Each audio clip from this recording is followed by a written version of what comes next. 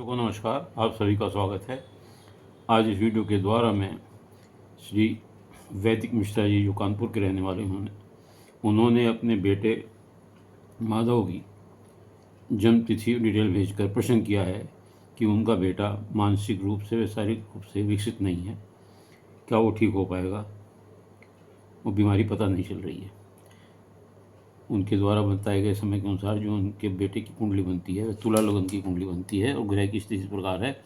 लगन में शुक्र है, दूसरे भाव में सूर्य केतु बुध हैं, चौथे भाव में गुरु शनि है, छठे भाव में मंगल है, अष्टम भाव में राहु है और 12वें भाव में चंद्रमा है। ये इनकी ग्रहों की स्थिति है। देखिए, आपके बेटे का जन्म तुला राशि, तुला लगन में और हस्त नक्षत्र के तीसरे चरण में हुआ है तथा जन्म राशि कन्या है आपके बेटे की, और वर्तमान में मंगल की मादा चल रही है। इस कुंडली में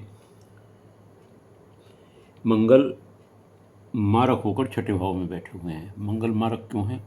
देखिए, 7वें घर के स्वामी हैं और दूसरे घर के स्वामी हैं। दोनों घर मारक घर कहलाते हैं। रोग रूपुर उनके घर में बैठे हुए मंगल, और इसी की दशा चल रही है। जन्म के समय से यही चल रही है और ये महादशा आपको 1/1/2031 तक चलेगी।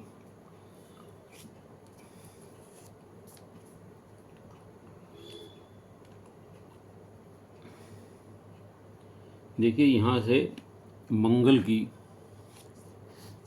यहाँ बैठकर मंगल जो है 8वीं दृष्टि से लगन को देख रहे हैं तथा शनि यहाँ से बैठकर 10वीं दृष्टि से लगन को देख रहे हैं, जो क्रूर दृष्टि होती है शनि की।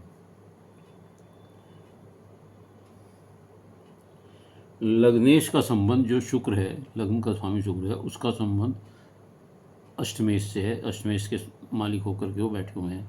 ये मार्ग भाव होता है, इसके स्वामी होकर यहाँ बैठे हुए हैं। दूसरे भाव में सूर्य के साथ केतु बैठे हुए हैं, जो ग्रहण दोष बना रहे हैं।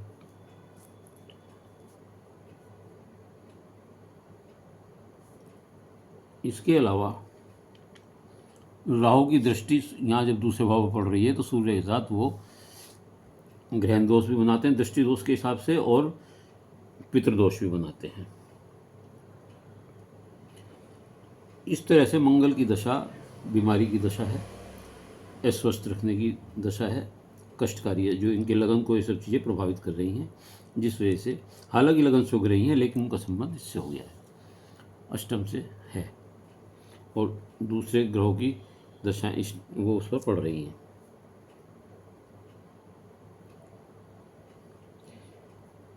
एक 1/31 से राहु की महादशा शुरू हो जाएगी, और विशेष रूप से देखिए 8वें साल तक इनको विशेष कष्ट है। अब ये 5 साल, लगभग 5 साल के हैं, तो 8वें साल तक 3 साल और इन्हें कष्ट के हैं। उसके बाद स्थिति में कुछ सुधार आने की संभावना है, और राहु की दशा में मैं समझता हूँ कि कुछ सुधार आना चाहिए। राहु यहाँ बैठ करके अनएक्सपेक्टेड स्टेटस चेंज देते हैं।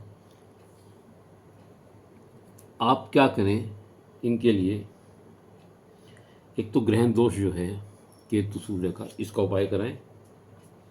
शनि का उपाय करें, जिनकी क्रूर दृष्टि पड़ रही है। सूर्य को जल दें, और गणपति जी, केतु के लिए आप गणपति जी की पूजा करें, उन पर दूबड़ा चढ़वाएं, बच्चे का हाथ लगवाकर। हनुमान चालीसा का पाठ करें, या हनुमान जी को चोला चढ़ाएं। शुक्रवार को सूर्योदय से पहले सफ़ेद वस्तुओं का दान करें। तुला दान भी करा सकते हैं आप बच्चे का। मंगल के कारण देखिए न्यूरो की प्रॉब्लम हो सकती है, रक्त विकार हो सकते हैं, लीवर सिस्टम गड़बड़ हो सकता है। शुक्र यहाँ जो गुरु 12 मीन है और ये नीचे होकर बैठे हुए हैं, तो ऐसी स्थिति में ये लीवर की भी प्रॉब्लम दे सकते हैं। यूरिन प्रॉब्लम भी यहाँ से मंगल बैठ कर दे देते हैं। तो इन सब के लिए आप पितृ शांति कराएं। तो मैं समझता हूँ कि 8 साल के बाद अगर आप ये काम करेंगे तो इनकी रिकवरी शुरू हो जाएगी, निश्चित तौर से बिल्कुल फिट होने की संभावना में तो बहुत समय लग सकता है। मेडिकल साइंस बहुत तेज़ से तरक्की कर रही है, लेकिन रिकवरी ज़रूर शुरू हो जाएगी, इतना ही ग्रह की स्थिति से लगता है। उम्मीद है कि आपको अपने प्रश्न का उत्तर मिल गया होगा। यदि आप कोई वीडियो अच्छी लगी हो तो लाइक करिएगा, शेयर करिएगा, कमेंट बॉक्स में जाकर अपने विचार लिखिएगा। इसके अलावा यदि किसी और का कोई प्रश्न हो तो वह अपनी डिटेल के साथ मेरे चैनल को सब्सक्राइब करते हुए अपना प्रश्न भेज सकता है। उत्तर अवश्य दूंगा। उत्तर के लिए धैर्य से अपने नंबर की प्रतीक्षा कीजिएगा। धन्यवाद।